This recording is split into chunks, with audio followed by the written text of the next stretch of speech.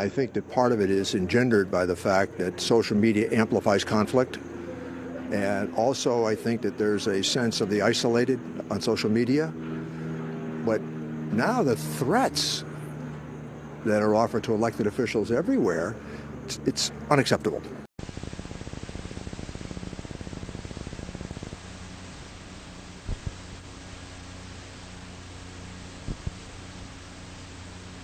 If you have a criminal history and felonious behavior, you should go. But what's happening now is people who abide the law, they're being snatched off the streets. People that are showing up at federal courthouses to regularize their citizenship status, they're being snatched and deported.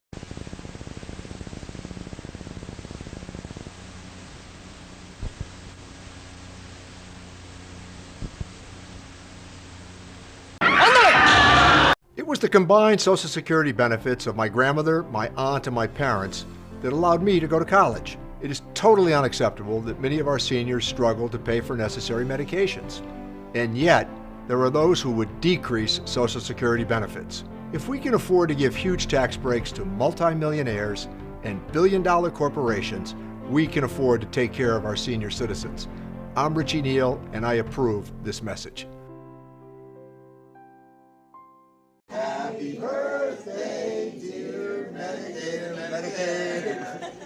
Happy birthday to you. Hi, I'm Congressman Richard Neal. Tonight we commemorate the 20th anniversary of the atrocious terrorist attacks on our country that claimed the lives of nearly 3,000 innocent people.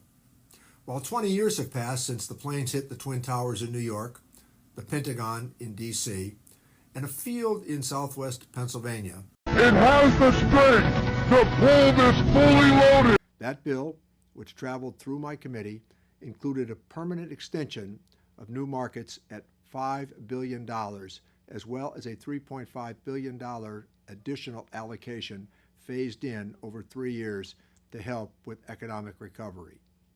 At the time, we were not able to get H.R. 2 through the Senate. However, it was our hope that our action in 2020 would set the stage for legislative movement in 2021. This is an historic moment to make investments that reflect what we've learned during the pandemic, so that the American people will be healthier and our economy will be more inclusive and resilient for generations to come. It is because of you that I could push at the end of 2020 to extend the program for 5 years through 2025. I again am reminded of where my journey began in civic engagement.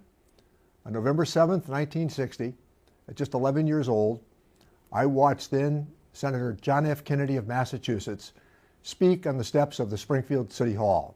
The president has cast his ballots through the mail in the past. His family has cast their ballots through the mail in the past.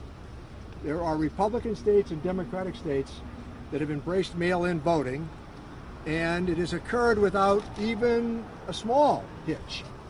It's an accepted part now, I think, of extending the franchise. The president votes by mail, and has.